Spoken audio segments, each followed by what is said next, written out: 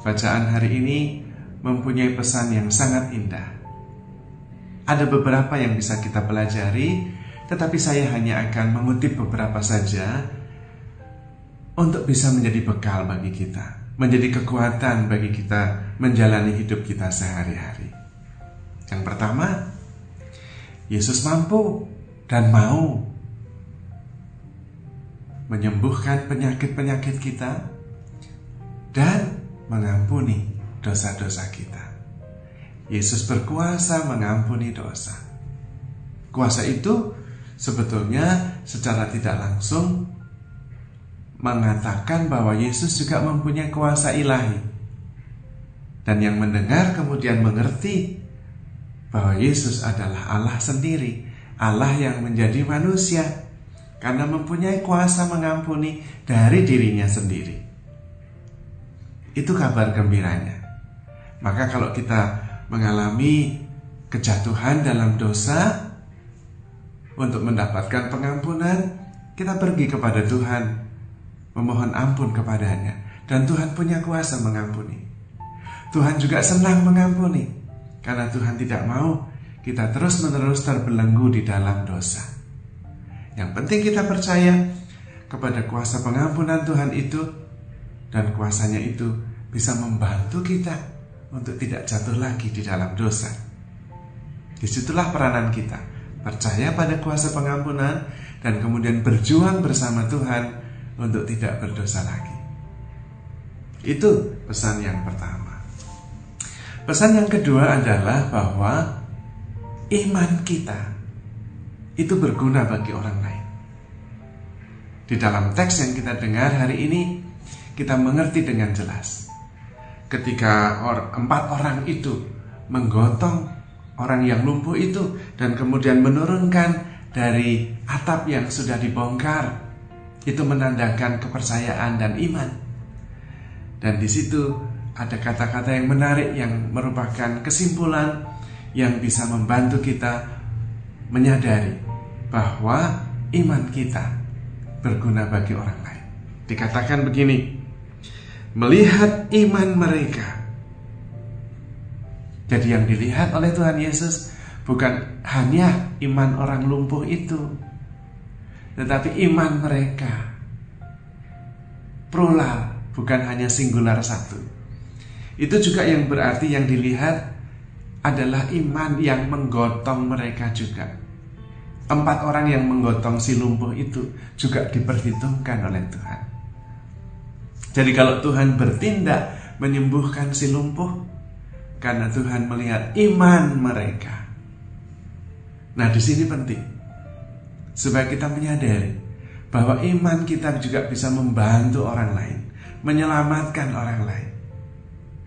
Maka kita perlu di sini sungguh-sungguh makin beriman, tetapi juga mempercayai iman orang lain. Kemudian sering meminta tolong untuk dibantu, didoakan. Disinilah doa bersama menjadi mempunyai kekuatan yang sangat besar. Karena yang diperhitungkan bukan hanya doa pribadi, tetapi iman mereka, doa mereka. Maka di sini ada sebuah dasar untuk melihat bahwa doa gereja itu luar biasa, powerful. Iman gereja itu luar biasa. Karena itu sebaiknya iman tidak hanya melulu dilihat sebagai urusan pribadi saya dengan Tuhan.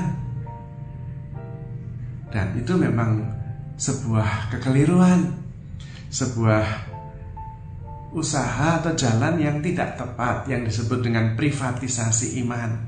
Iman itu bukan hanya urusan pribadi, tetapi iman bersama. 2-3 orang berkumpul dalam namaku, aku ada di sana. Di samping itu juga Tuhan memperhitungkan iman sebagai kebersamaan. Maka iman gereja itu sangat diperhitungkan. Apalagi gereja disebut sebagai mempelai Kristus. Orang-orang yang ditebus, yang dikasihi oleh Tuhan. Maka bersatu sebagai orang-orang yang percaya kepada Kristus dan sepakat meminta sesuatu Tuhan pasti mengabulkan. Itulah kekuatan iman bersama. Itulah kekuatan iman gereja. Maka kita sendiri perlu semakin menyadari kekuatan iman itu. Dan sadar juga bahwa iman kita ikut menentukan keselamatan orang lain. Sehingga kita punya motivasi lebih dalam beriman. Bukan hanya supaya iman kita bertumbuh secara pribadi, tetapi sadar bahwa iman saya mempengaruhi iman orang lain juga, diperhitungkan oleh Tuhan. Maka kalau kita pergi ke gereja, kemudian di rumah sudah mempersiapkan diri, berdoa dan percaya masing-masing dengan iman menuju ke gereja, lalu berdoa bersama, wow, so powerful. Tapi kalau berdoa ke gereja, berangkat ke gereja ya sebagai rutinitas biasa, kadang terlambat ke gereja, di gereja juga buka-buka HP, tidak sungguh-sungguh percaya, ya tentu iman gereja yang diharapkan menjadi tidak semendalam, tidak sepowerful kalau kita masing-masing sungguh-sungguh menyumbangkan kedalaman iman kita. Maka iman saya berpengaruh bagi orang lain, diperhitungkan untuk kepentingan bersama. Maka mari kita berjuang, sungguh-sungguh beriman, percaya kepada Tuhan yang bukan hanya mampu menyembuhkan penyakit, tapi juga mampu mengampuni dosa. Dengan keyakinan sebesar itu, hidup kita tentu lebih tenang, karena kita hidup di dalam kepercayaan akan Tuhan yang sangat mengasihi kita. Mari kita bersyukur atas rahmat iman yang telah kita terima, dan kita mengolahnya, memperdalamnya, supaya kemudian iman saya pun berguna bagi sesama. Terutama karena Tuhan memperhitungkan iman kita, iman bersama. Pada kesempatan ini saya ingin berdoa untuk Anda semua. Mudah-mudahan iman saudara semakin diteguhkan dan semakin mempunyai motivasi lebih untuk berjuang memperdalam iman kita masing-masing. Tuhan memberkati.